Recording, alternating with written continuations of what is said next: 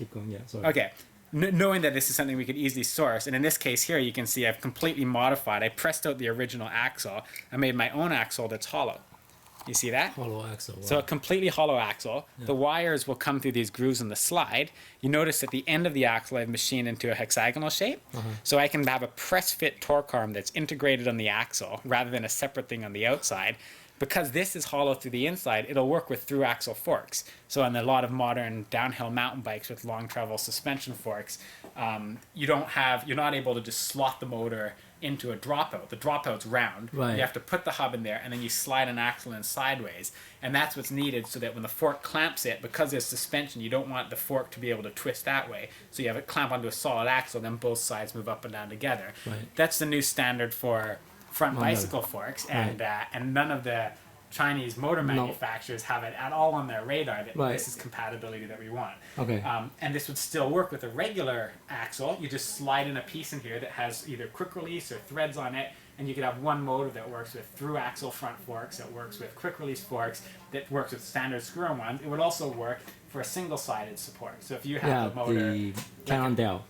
Yeah, for like Cannondale or like a trike, like a tadpole trike where you have two front wheels. This here, it's 15 millimeter bore. You can put a solid steel shaft in there, and that's strong enough that you don't need to support the other side.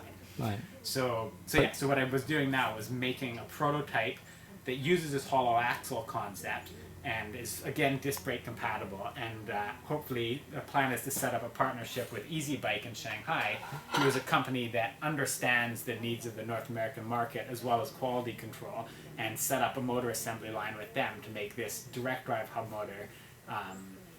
But wouldn't you think the hollow axle will be too weak? Like, wouldn't be weaken the strength of the motor? Oh, not at all. No. A hollow tube is way stronger than a solid shaft of the same mass of metal. So per weight, this is stronger because most of the strength comes from the larger diameter, at least when it comes to bending moment. Shearing is pretty much the same. Right. And yeah, that's plenty strong. It's not going to be a weakness at all.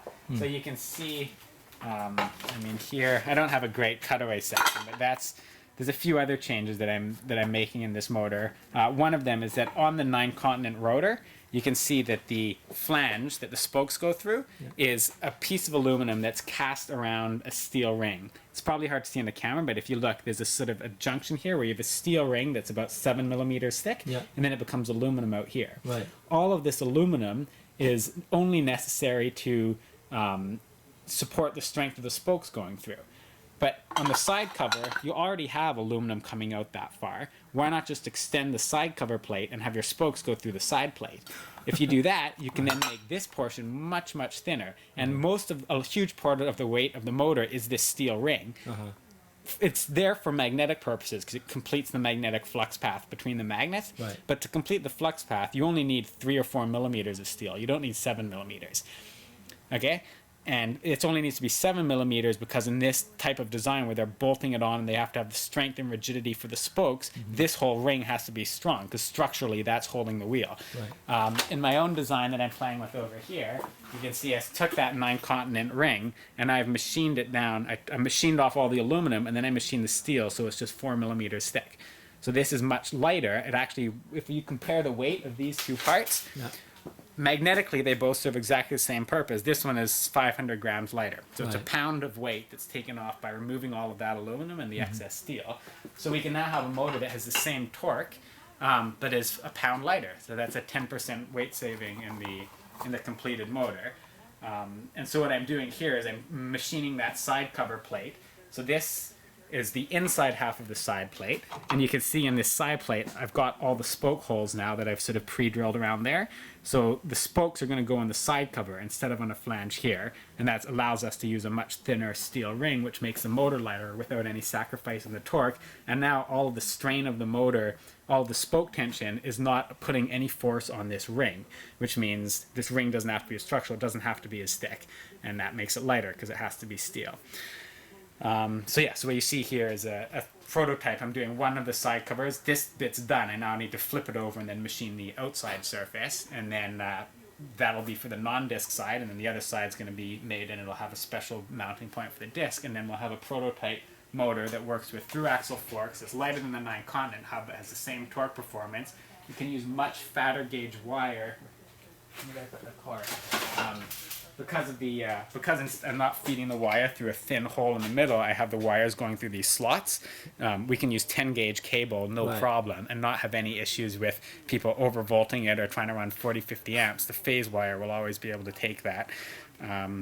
And then with the integrated torque arm, we don't have any torque that's transmitted through the dropouts. So the main problem that we have with the front hub motor is all of the torque of the motor is going through an axle that's flat on either side, and when the motor wants to twist, that flat part twists and it spreads open the dropout. Here, you don't have any flats. You'll have a round axle going through the dropout, and the torque arm is built onto the axle shaft itself. So there's no risk of dropout failure with suspension forks. So it'll be one motor, no need for torque arm because the torque arm is built in, and then the same motor will work with all the different types of front forks that are out there. So that is, so this whole space here has been basically laid out as a means for me to prototype and manufacture electric bike components. Justin, this is beyond what I had in mind in terms of the interview. This is I have to say it's top secret stuff. Yeah, so I'll tell you when you can release this, but it'll in a month or so it should be all in the clear. All right. And yeah, so it's been. This is what people want. Just you just kind of go totally beyond. Then you're not only just building, small component. You're building the whole thing from scratch. It came a bit as a surprise. So I hadn't.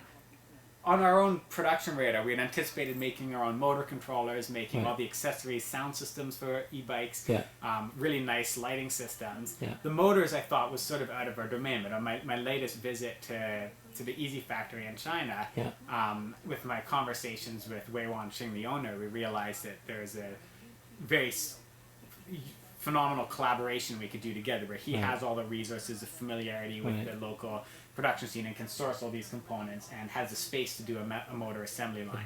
Whereas to do this in North America, for me to set up a shop of people winding copper windings and running huge machines to stamp laminations out would be way out of the scope of what we could do now. But with this collaborative effort and this sort of partnership, then it's opened up the possibility of things that a year ago I would have never thought possible. If you told me a year ago that we'd be actually having our own line of motors being custom made, I would have said, no way, that's not. Maybe 5 years down the road, but yeah, and so. But how close is this possibility? It's possible that we could actually be in production by this summer if everything goes well.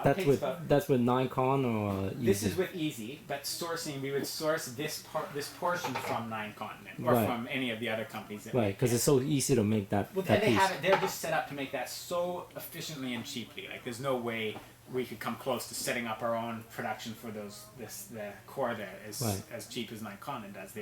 They make 40 to 50,000 a month. That's their business. But we would have to so here I'm machining a prototype side cover. Once we have that design finalized, then we need to pay a tool and die company to actually either make that for forging or for casting, and that's a 3-month process.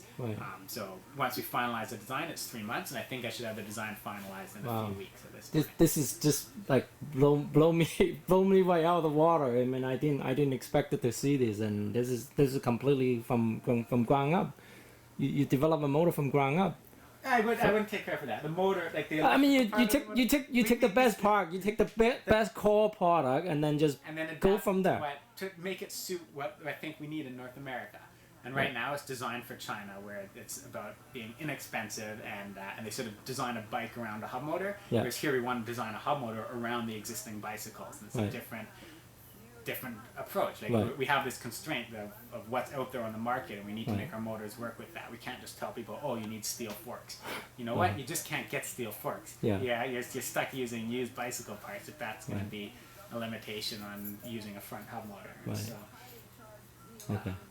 So yeah, that's what's on the horizon, and it's all like I was saying.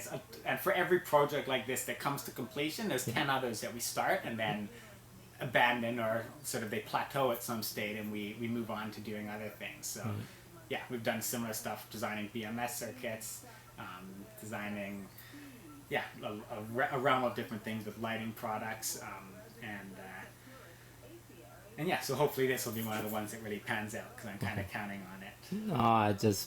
I mean, to be honest with you, Justin, I did try to make my own motor as well too. Okay. But not as extensive as you gone through.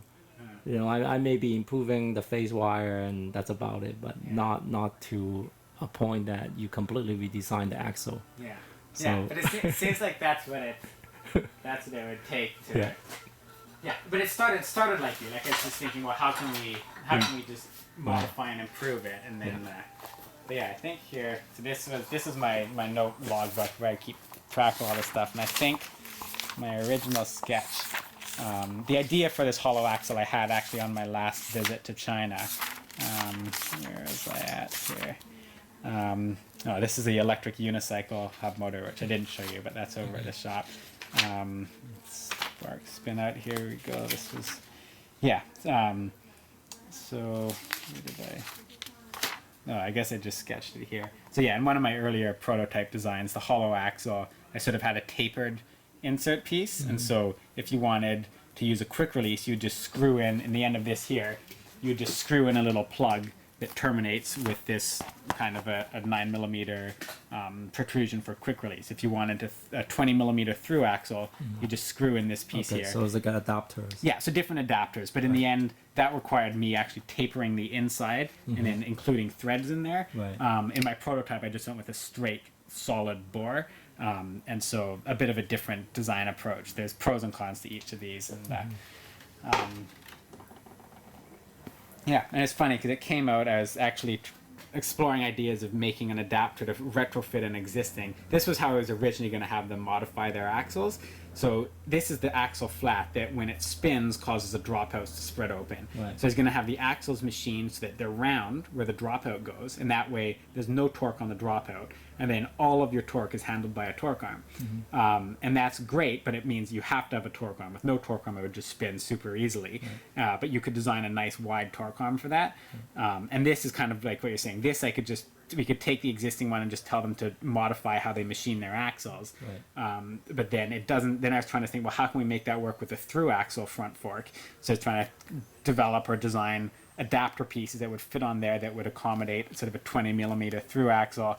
And then at some point you're just like, well, just from the ground up, why don't we design this for the through axle and be backwards compatible with the previous stuff? So yeah, that all happened just a few months ago. Wow. And, Jeez. Yeah. So your trip to China pay off? This time I did it in an unexpected way. Yeah. Right. So, You learn a lot more how they work, and then kind of work with them as well too, right? Yeah, and Easy, Weibo, the owner of Easy, had expressed some interest in further incorporating the cycle analyst and then some of our electronics with their e-bike products. Yeah. So that was the original premise of my trip, was to talk more about that. But in the end, it looks like one of the most interesting outcomes is going to be for the other way, us to sort of use their manufacturing resources to make our own motor line. Right.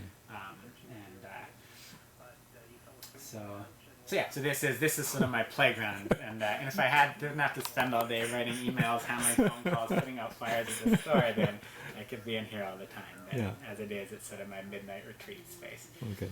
Okay.